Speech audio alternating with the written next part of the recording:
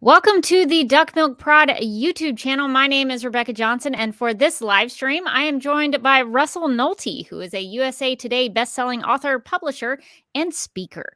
Russell is the author of many novels, including the Godsverse Chronicles, along with the creator of the Ichabod Jones Monster Hunter, Pixie Dust, and Katrina Hates the Dead graphic novels. He has also edited the Cthulhu is Hard to Spell anthologies, and he has raised over $250,000 on Kickstarter across 17 projects. And today we are going to be talking about his current Kickstarter for Cthulhu is Hard to Spell Battle Royale Master. Is that right? Battle Royale Master. Did I get all of that it's just right? Battle Royale. Battle Royale. It's just that you're just one word too much, but otherwise it was a perfect intro. How did I get that wrong? I'm going to start that. We're going to be talking about his current Kickstarter for Cthulhu. It's Hard to Spell Battle Royale. For some reason, I put master in there, but I think you're a master of Kickstarters is how I'm going to spin that. So, so thanks for being with me, Russell, and for talking about your books and your comics. So I'm looking forward to talking about these monsters and comics with you because I'm sure that you will be able to teach me something. So thanks for being with me. Okay, so before we get into learning about the Kickstarter that you're currently doing, I was curious about your interest in comics because this is a Kickstarter about independent comics and bringing comic creators together to create an anthology series. So what got you into reading comics or even, becoming a comic creator?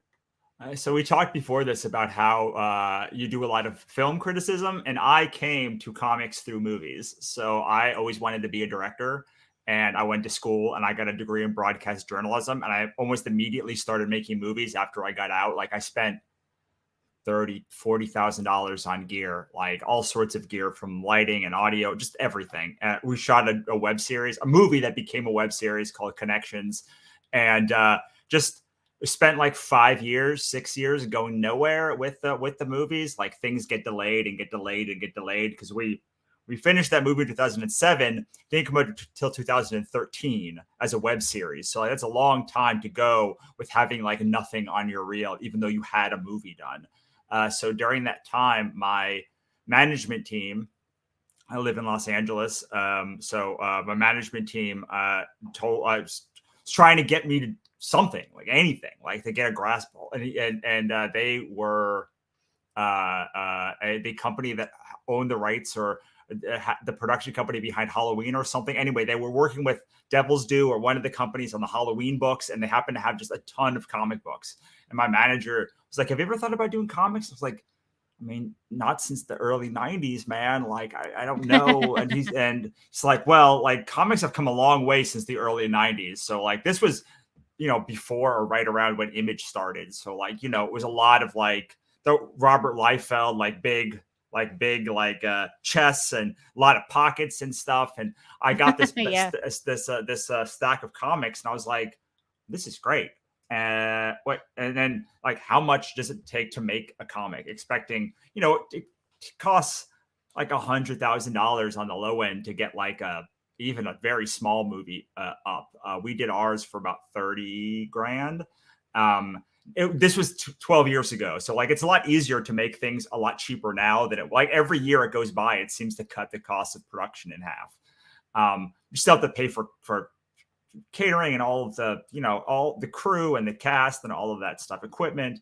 So when he told me that they cost about $2 to $3 grand an issue, I was like, I'm making comics now, because it means that I can make a book that's as good as a Marvel book for like very much lower cost. And you can't do that with like movies, like even if you make a phenomenal independent movie, like it still looks and feels independent. It doesn't look, there's no way to rival like a Marvel movie on like $100,000 budget, but there is a way to approximate like a Marvel and DC book with like really great writing and like the right artist for a tenth of the cost that Marvel pays for it. So I got in the comic game that way, and that led to books and all of the anthologies and all of the other stuff that I've done.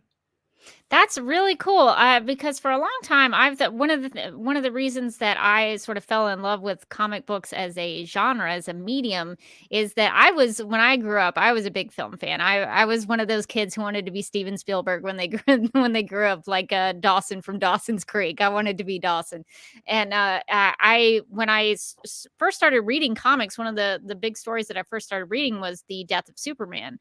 And Mhm. there's a section in one of those issues where Lex Luthor is mad that he didn't get to kill Superman because Doomsday already did it, and so he hits Superman's casket, and then it cuts to somebody trying, I can't remember who, but somebody trying to revive Jonathan Kent, who just had a heart attack. And I remember thinking, wow, that's just like a storyboard. It's like a film storyboard, and that's when comics started to really click for me in terms of how they were telling stories. So Mhm. I think that's interesting for me personally to hear your story of how film and comics sort of came together. Do you sort of look at comics through the lens of like storyboarding or cinematic ways of displaying a panel?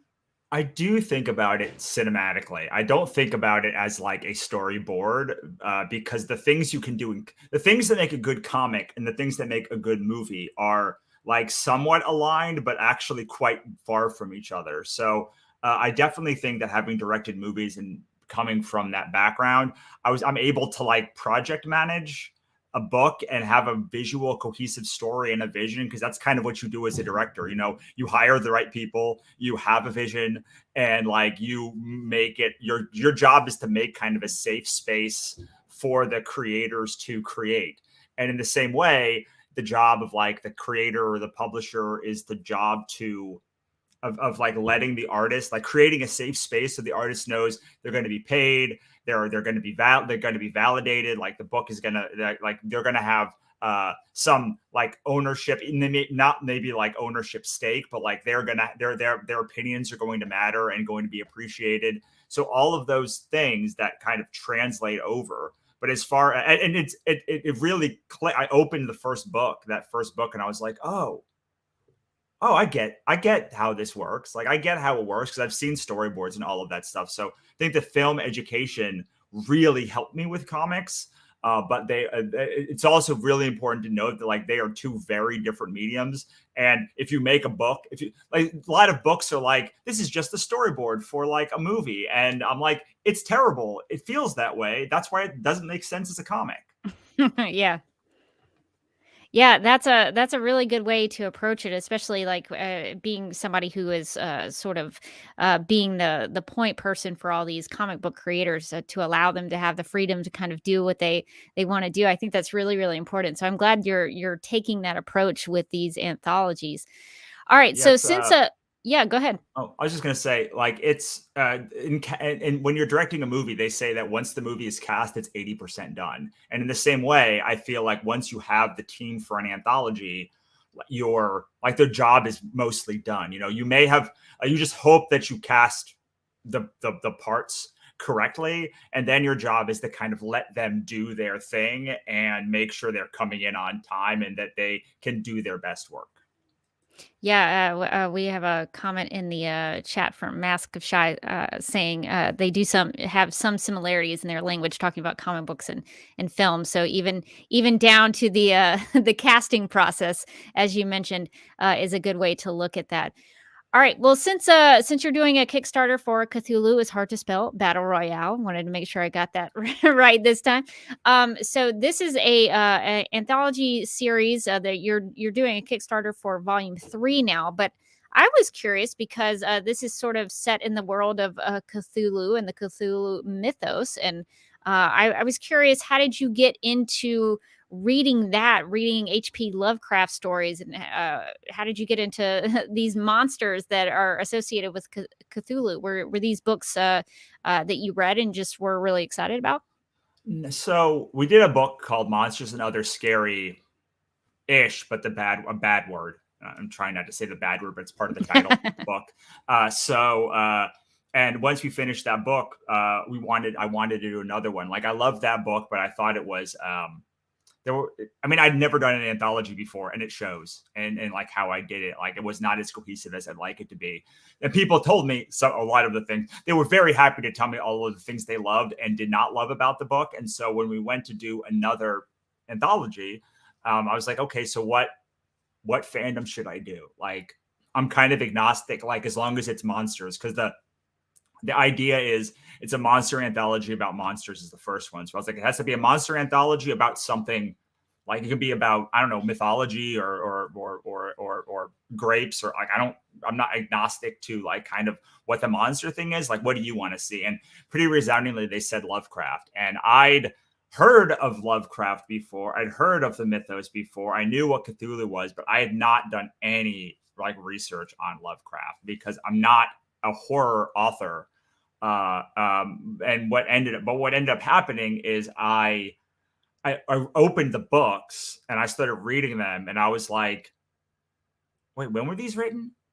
Because like they read like a Stephen King book or or like In the Mouth of Madness or Jacob's Ladder or Event Horizon or all of these things that I had grown up loving, like tentpole movies, like In the Mouth of Madness, Jacob's Ladder are like two tentpole movies of like my aesthetic, like what I love about like the mind screwery of it. And I was like, oh, so this is the thread. Like the thread goes back to H.P. Lovecraft, and then it splinters out from there in hundreds, thousands of ways. And I was really interested in like the way his work has been remixed in everything from Stephen King to The Abyss to basically anything with cosmic horror. Like there's aliens, like all of that stuff. H.G. Geiger. He's so that was where I came to it. I came to it rather late in life, so about 5 or 6 years ago. And my general beginning interest in it was in how his work has been influenced in everything, and how there's almost an unbroken chain since his death. Now, H.P. Lovecraft was not a good dude. He was not a very likable dude, and he died basically penniless and alone. And so the fact that his work was so instrumental to people that other people took it after his death and carried it on for him. Like, and usually there's no person to carry on a writer's legacy after they die.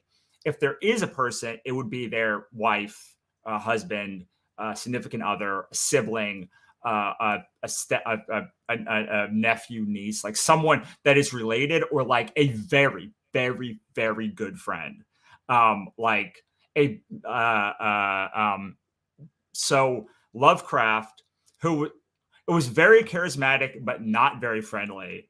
The fact that his work was taken and remixed by all of these people, as a writer myself, is like like it just doesn't happen. Like people don't do that. People don't just pick up work and carry it on. And so it was lovely to discover this thing. And those were my influences. And I think that people have told me that like a lot of the stories are not like straight horror stories, because they're not. Like the vast majority of the stories are monster stories, but they are monster stories of all types, from cute to scary and everything in between.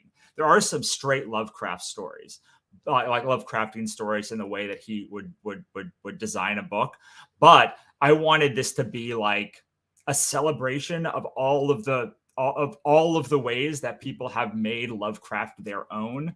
I was watching Owl House and the Necromonicon, like Evil Dead, Army of, like all of these things have like these little nuggets of stuff, and it's all different ways to look at Lovecraft's work and how he's influenced the world. And also then by bringing in the monster part of it and focusing on the monsters, that was something that I had never seen. I'd rarely seen before outside of the Call of Cthulhu RPG, a tabletop RPG, was dealing with the monsters themselves and the mythology on it. Like that was the important part to me. It really was like not the horror stories per se. It was the mythos that he created and then very rarely referenced.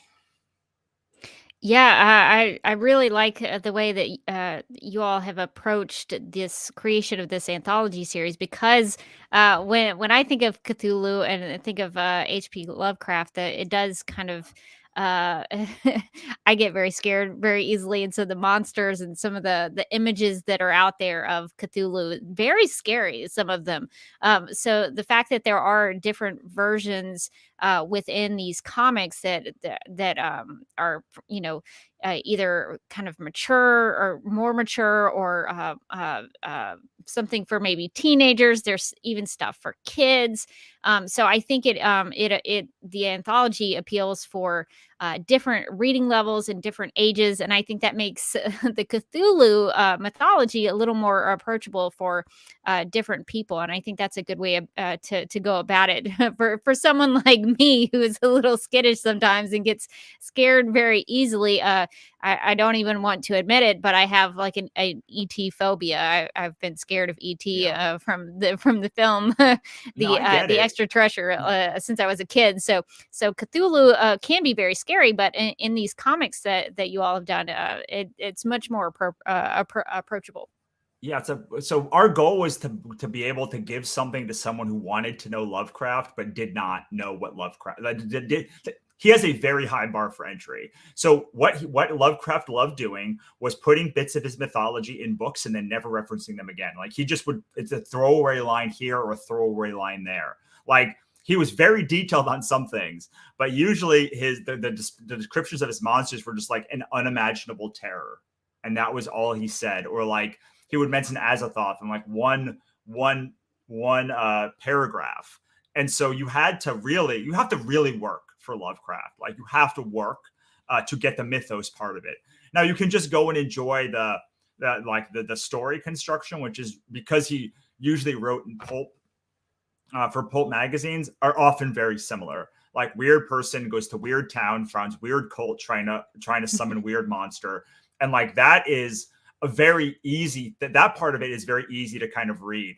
But if you're looking for like, I mean, the mythos is incredible. So when you think about like mythology, like every other enduring mythology is either a straight religion centering humans inside of it, or is a is from somebody who was very influenced, like C.S. Lewis or J.R. Tolkien. Like C.S. Lewis is like basically he's making a Jesus book, but with like lions, witches, and wardrobes and stuff. Like so, the fact that Lovecraft's work is like a counter to that is like the one mythology that is like very popular and does not deal with like humans as even a component of it. Like humans could not exist, they're so insignificant, like is incredible to me. And the fact that like you can't really get into the mythology because he like doesn't center it almost in any story. It's probably why I like the Dream Quest of Unknown Kadath, because there's a lot of mythology in that.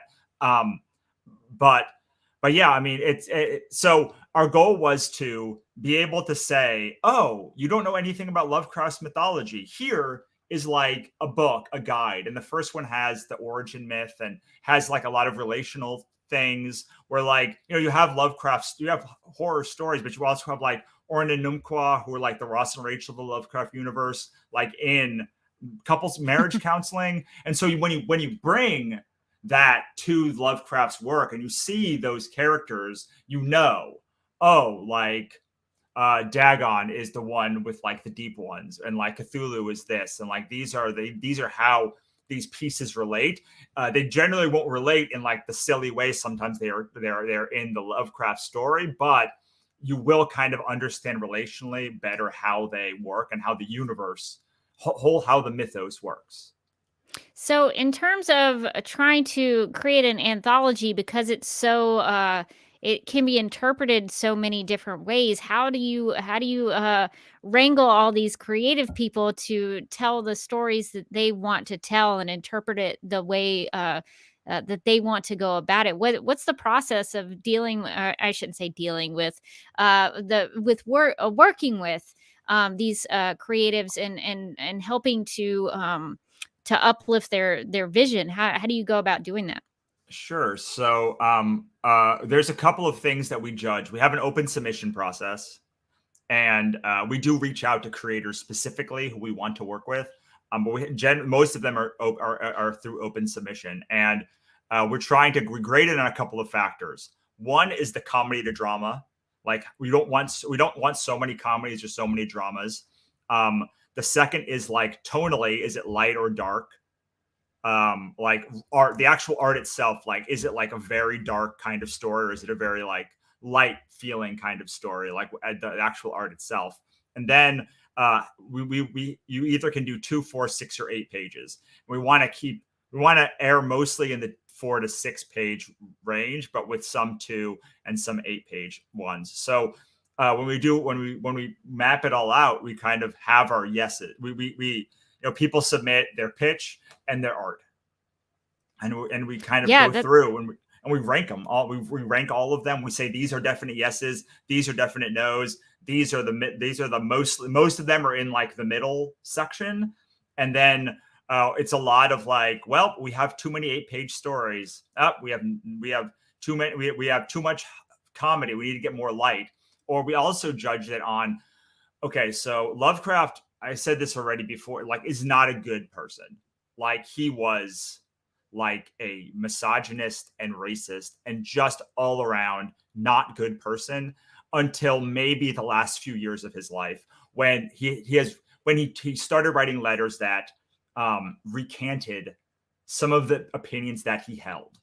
And those opinions influenced this very, very weird world that he had. So it was very important for me when doing this anthology to have own voice creators, marginalized creators, as a big, if not majority of the book series, to show that like Lovecraft has been mixed and reinterpreted and remixed, and like this is Lovecraft. Everyone is touched by Lovecraft, no matter what his views of the world are. And it's possible to take creators who like maybe were piles of dung in their life and like make beautiful art from it, even if like they might have hated you if they were alive today. And so the other thing that I did was I said 50% of the creators in this book have to be from a marginalized community in some way. At least like there at least has to be one person from that community in the book, like on that team for 50. I think the last time this book, we have 65% of creators. And it was especially important for me because of Lovecraft, because of like the general opinion of Lovecraft, especially in marginalized communities.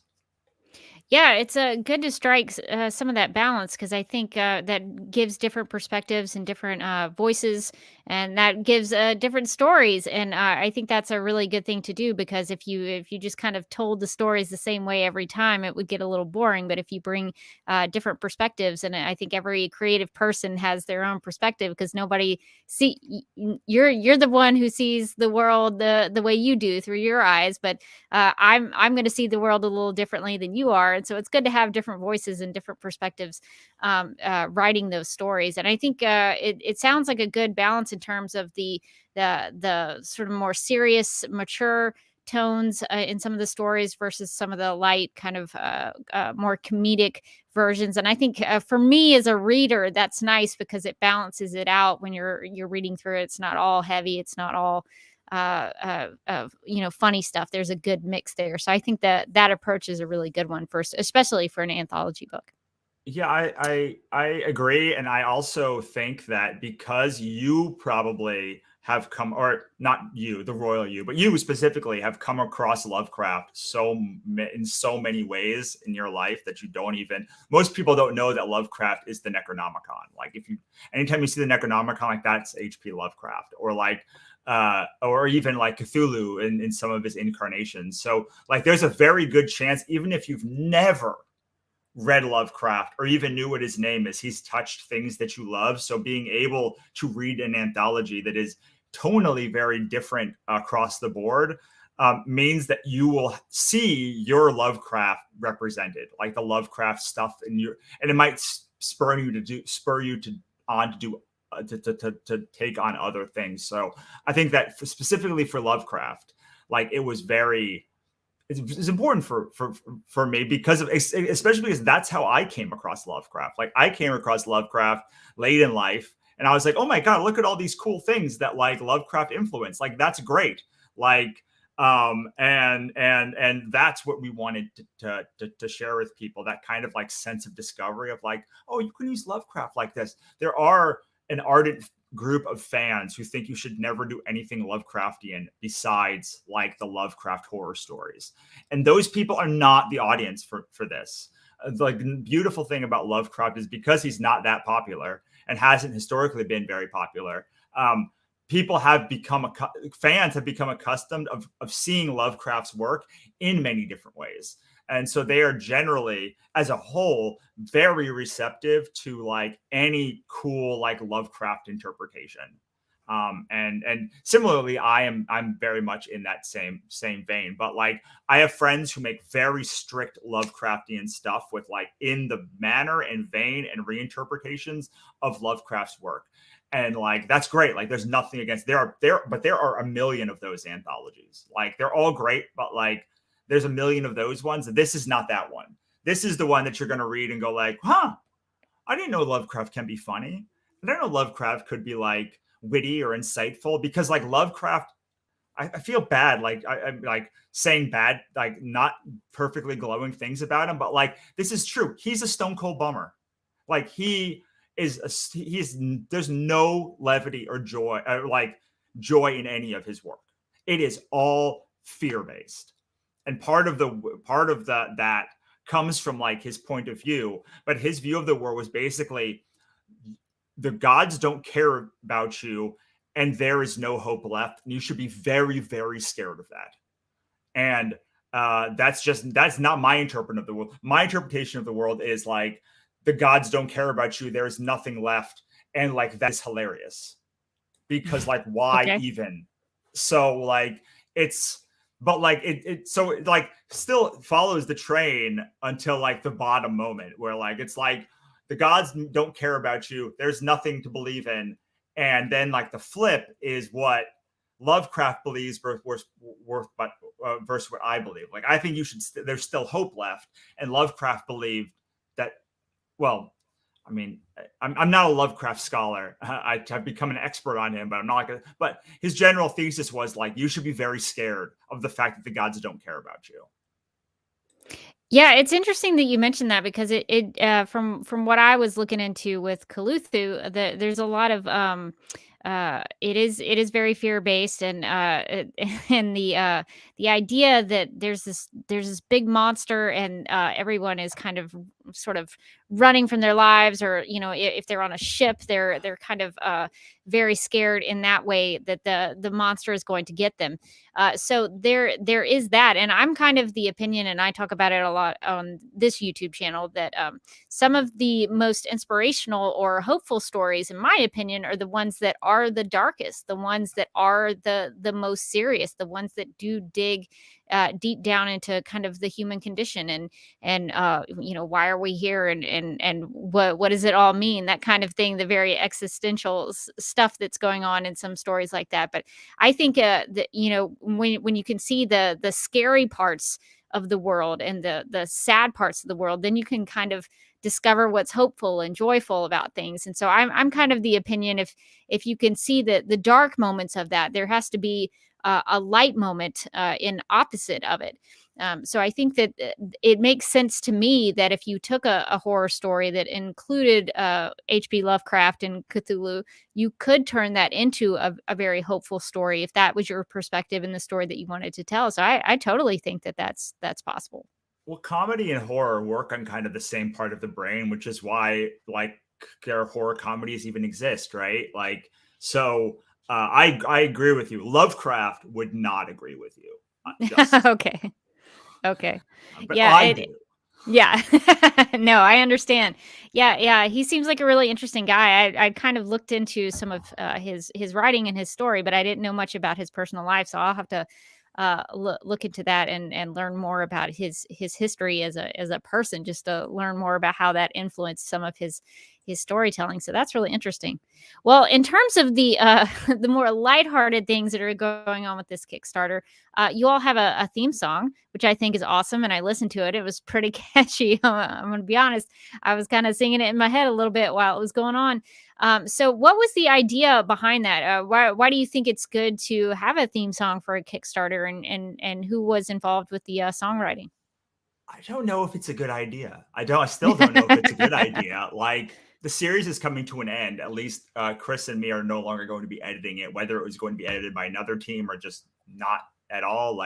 But this was the end for us. This was like, to me, this was like, oh, we're done with this series. So I wanted to do something special, and I had seen that my friend was doing a theme song for someone else, and I was like, that's a really stupid idea for this book. I want one.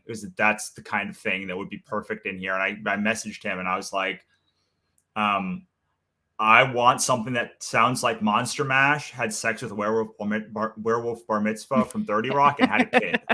And like, he delivered that. Like, it was silly and irreverent in the way that like we try to be. Like, it's great because it kind of exemplifies exactly the tone that we take, which is like, it's reverent of the source material, but also silly and irreverent as well, which is because like there's parody and there's satire that you can do that, like, you can tell the people don't love the source material. Like, it's mean, or like it's from like a not nice place.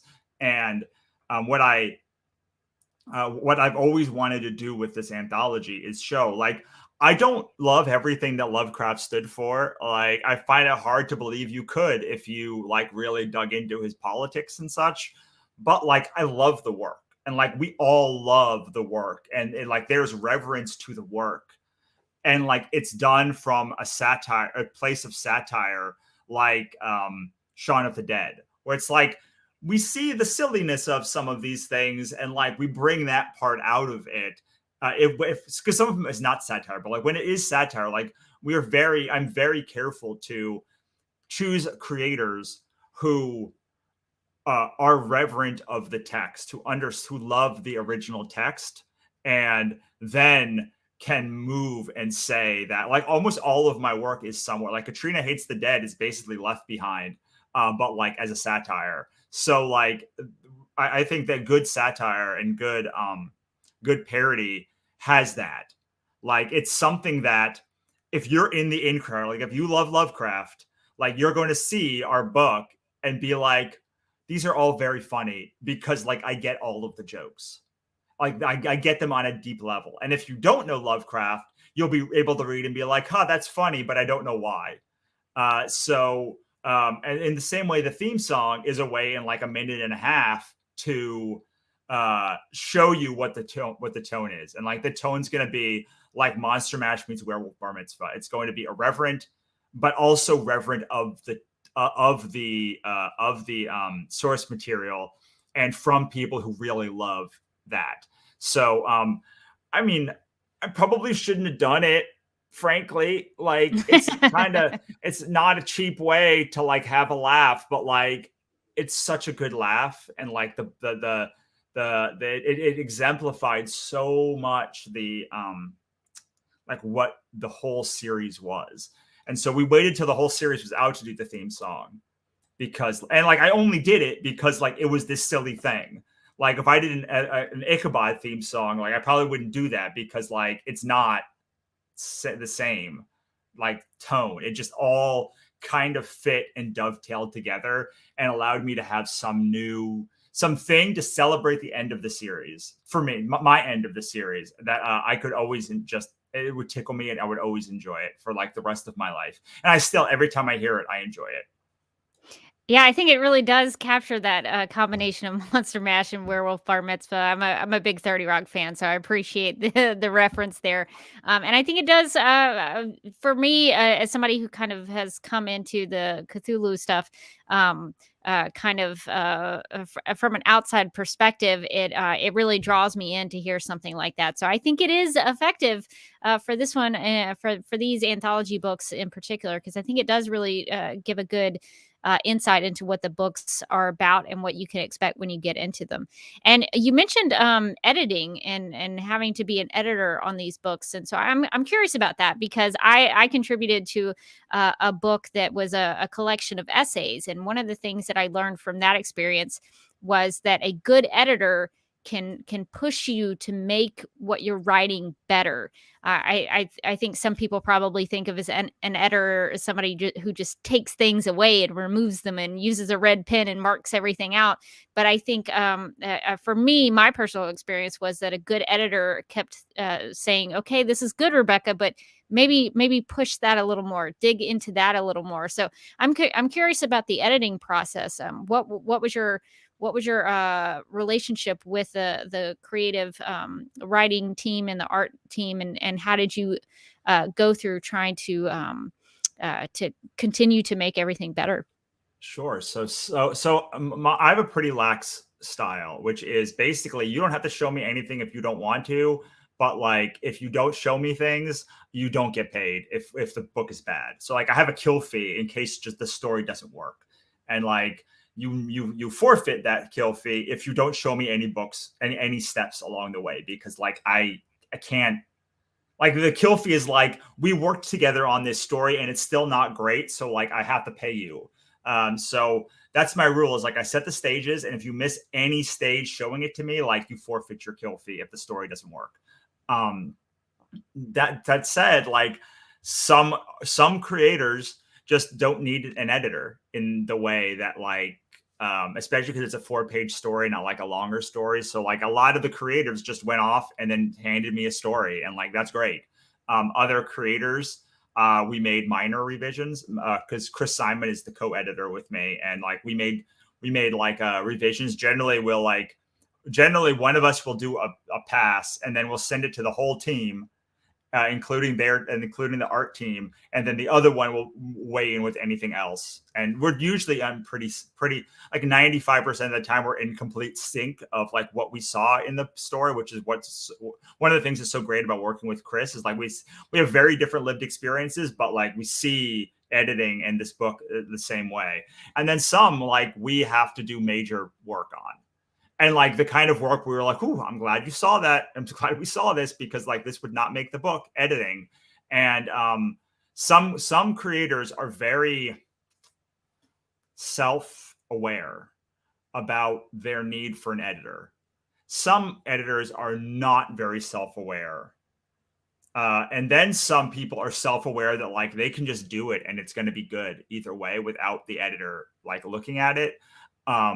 So I tend to like seeing the script of a book, but like you don't have to send it to me, because if you don't want to go through the editorial process, like that's your thing. Again, my job is really to cast it correctly. My job is to cast the book correctly and hire the right people. If I cast the book correctly and hire the right people, like I will have to do very little throughout the course, because I'm letting the creators tell the story that they want to tell. And it's less about, it is about like bringing that out. But a lot of these creators are very seasoned with what they are doing and what they're trying to say. So it's kind of all over the map. I have some creators who've been with me all three times and have asked me for editing all 3 times. I have some creators who I'll send a brief to, and like 2 weeks later, I'll have the completed story, and it's great with like no revisions, and kind of everywhere in between. Yeah, but it's still important for an editor to go through those and read them and just double check. So I think what you've been doing is so important. And I know from a creative side that's for me, I would be one of those people who would need an extra set of eyeballs on something because I would probably misspell something or my grammar would be off or I'd miss a comma or something. So I appreciate an editor. So I really respect what you've done for that. And so I am curious for anybody watching this who might want to create comics of their own and or want to start a Kickstarter for something else. Do you have any advice to people on you've been so successful with Kickstarters and it must be old hat to you by now. But do you have any advice on how to make a successful campaign? Well, last year, Monica Leonel and I literally wrote the book on doing books on Kickstarter called Get Your Book Selling on Kickstarter. So yes, I have a lot of advice on Kickstarter. The biggest, if you're talking about, because you can do anything on Kickstarter, right? You can do movies or tech or whatever, but like for books, the biggest thing is you really want the lettering to be good. Like the lettering has to be on point. Like lettering is the last stage. People often luff it off or like the artist does it. But like there are two of the biggest mistakes that I see on books, on the stories that we get. One, misspelling Cthulhu. And two is having poor lettering and like having to go back and reletter it. Like I very rarely make art changes, but lettering, at least 5 or 6 times a book, I will be like, you can't submit. We're not going to take this unless you re-letter it. Like this looks terrible. And I've thought about hiring a letterer to just do the whole book, but some artists, like their lettering is so intrinsic to their style that like I feel like I want them to letter the piece because it's actually better when they letter it than when it's professionally lettered. But lettering is really important. Also really important is like your campaign needs a why. Like, why should this book exist? Why should I buy it? Why is it important? And so many creators are very good at the what, the how, the when, the where, but they're atrocious at the why. And like I read so many things and I'm like, okay, like why did you pick this story out of the million of other stories that you could have picked? Like, why is this important? Seems pretty banal to me. Like, why do you care? And that is really what sets great campaigns apart is the why. Also like, so Kickstarter has every project, successful and unsuccessful, that has ever launched on their platform, as far as I know. There may be some that have been taken down for some reason, but like generally has every project. And like it shows you not just what the project is, but how much it raised. It gives you all of the copy. You can just go and just look through all of the copy of any campaign. You can just type any search bar, or you can look at the most popular, most funded campaign. You can see every reward. You can see how many people pledged for that reward. Sometimes there's some like, there's some add-ons and other stuff. So like, it's not 100% obvious what they did, but like you'll see 90 to 95% of all of the rewards that people use. And like, people do not do their market research. Like companies would literally kill for this information, like on Amazon or anywhere else. Like you don't have this data. You have book scan data for books. You have data from comic shops but like, you don't have like what comic shop bought what book, what variant. You just don't have all of that information. Like it's so wonderful to have that. Like you can go and see every successful project, the most successful projects, and what they did, and spend days on it. Just live projects. I go through every live project every 3 days, like just to see like if there's any cool books for promo or like what the thing is. The other thing is like you need a community. You know, like you're not going to do this on your own. No one comes to Kickstarter. We're long past the days when someone could find a really cool project on Kickstarter and we get 1 million backers. There's just too much good stuff there. Like you've got to be part of the community, whatever the community is, whether it's the film community or the board game community. They don't translate very well. It's like just because you're part of the board game community doesn't mean you have a comic that rocks, or vice versa. It's often like there's often some correlation, but Like you need to have the community of people behind you and in your corner and helping you promote and helping you do all of this stuff. Anthologies are great because they give you a community, like right there embedded in the anthology is the community. So yeah, I mean, I have a on my completecreative.com somewhere. There's a thing with like my 31 Kickstarter tips that I did, and I would say do that. Do the 31 tips that I did, and yeah, understand it's a marathon, and understand that like so it's going to be hard. Like there's nothing there's nothing you can do. These middle days of the campaign, like that I'm in now, are very hard. Like they're hard because you're like, we're still not funded. Like the $20,000 first week is like over. Like I'm bored. I'm bored and scared at the same time, which is the worst kind of way to be scared. Is like the boring scared of like I can't do anything. Like I guess I could put some ads up. But like I already made all of my like podcast appearances. I could do some little bit of promotion, but like once you've done it, like once you're like in it and you did like your launch, and that's the first 3 days are so important because the first 3 days will get you visibility on Kickstarter. So when Brandon Sanderson just broke $20 million, like they sent an email out to everyone, and like Cthulhu was on the bottom of that email for some of them because it's one of the like biggest projects of in the publishing community now. So like having those good first days is going to lead to you getting more exposure throughout the Kickstarter ecosystem. But yeah, like these days are hard, and like the only thing that I can tell you about these days is like you can't say I have to be here. You have to somehow be in the mind space of I get to do this. Like I get to make a book and send it to people. I get to make a movie. And like the more times you can be like, wow, like, yeah, I get to be here. Like this is my job, is to like sell books, and like I'm selling books, and like, isn't this great? Like the more you can be in that mindset, like the better it will be. And the more people will see it, because like a gracious mindset means everything. Like it brings people in. It makes them want to be part of your project. Hopefully you guys, whoever's listening, is like getting that now, that I like love this project. Like I know I've not been 100% reverential to H.P. Lovecraft, but like I freaking love his mythology, and I freaking love this book, and more than both of those things combined, I love the creators that are on it, and I love the ability that we've been able to do 107 stories across 3 volumes, and like I hope that comes across, like, because it's true, and that is what you're trying to convey in every interview and everything. Creators are very bad at they're very bad at conveying enthusiasm. Like I see videos all the time, and they're sitting there like this.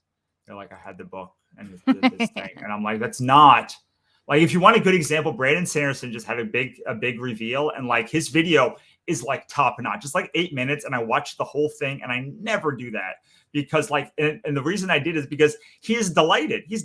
He feel like it is delightful to watch him be delighted about his books. Like it's just good. Like it made me, as not a Brandon Sanderson fan, want to be in that world and know that like to be part of that delight. And that's the secret sauce for like getting people to back, is like, is it going to be fun for them? Because like no one needs this stuff. Like no one needs the Batman. Like no one is like, oh my God, if I don't have the Batman, I'm going to die. Like, Yeah. like, it's not food, it's not shelter, it's not medicine. Like it's none of the essentials for life. So what you have to do is convey like excitement, because people do need edifying pieces of their soul. Like they need to be edified. Like they need a reason to get through the day. And it won't get you through the day. Like art won't get you through the day, but it makes getting through the day worth it. And like, it won't fill your tires up, but it will like fill you up and give you a reason to keep going. And so and you have to show that is your book. Your book is part of that. Does that make sense?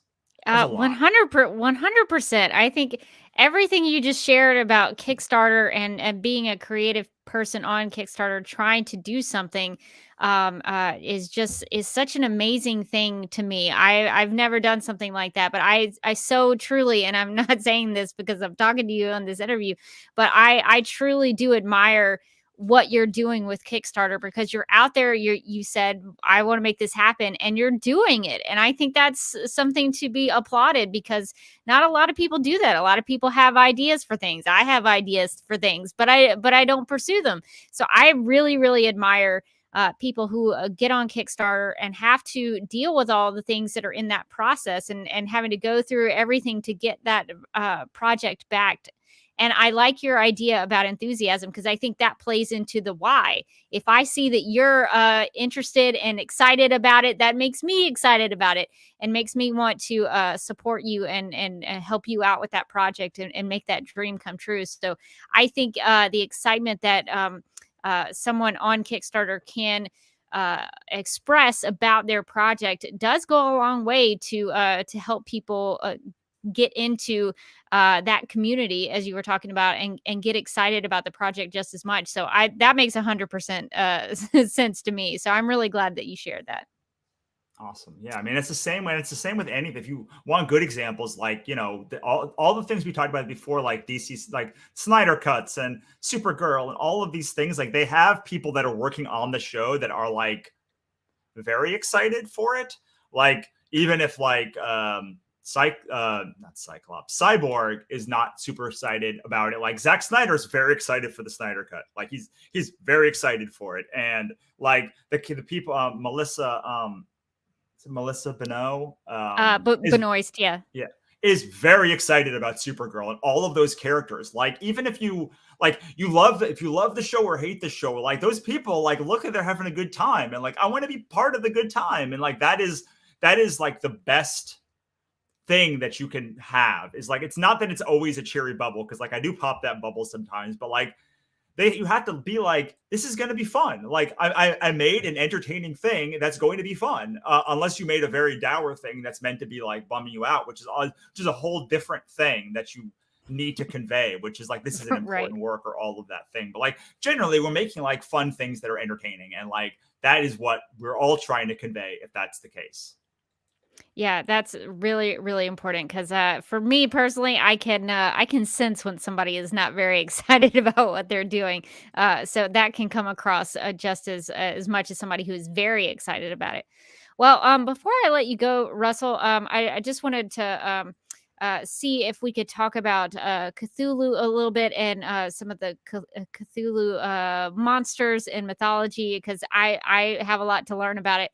But from what I researched, your book is about Cthulhu is hard to spell, but it's also hard to say. And so I've been told that there are many different ways to say Cthulhu. So I was curious about the pronunciation of it, and if you had a preferred way of saying it. I generally say it as Cthulhu. That was the one that sounds rightest to me.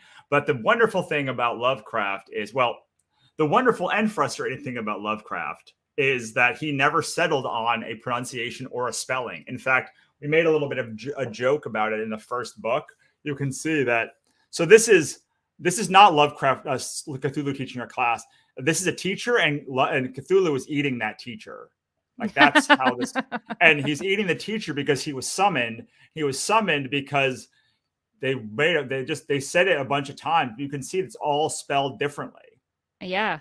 So like that's the joke, is like the true joke of the whole anthology. Of the inside joke is like, Cthulhu is very easy to spell and say, because you can spell or say it anyway, any way you want, because Lovecraft spelled it differently. It's seemingly in every letter that he wrote, and there are collections of his letters that back up this sort of idea that he didn't forget how to say that. He just kept spelling it differently. And that's true of most of he didn't talk a lot about all of the gods, but he did talk about, like, the ones that he did talk about, he was always spelling them differently, pronouncing them. And we don't have pronunciation guides, right? Because like I didn't live in the 30s and in the 1930s. So like, I don't know how he pronounced it everywhere, but like he did for sure spell it differently.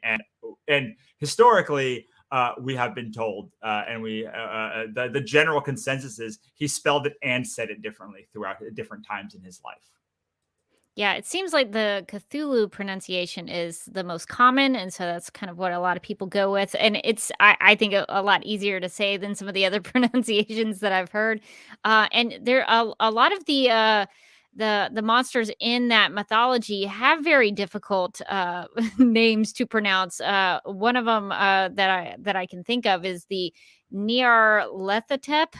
That's Nyarlathotep. Nyarlathotep. That's how you say it. Okay. Yeah, that one is very difficult to pronounce. So I think a lot of those Azathoth, That's right. maybe Azathoth is a little easier.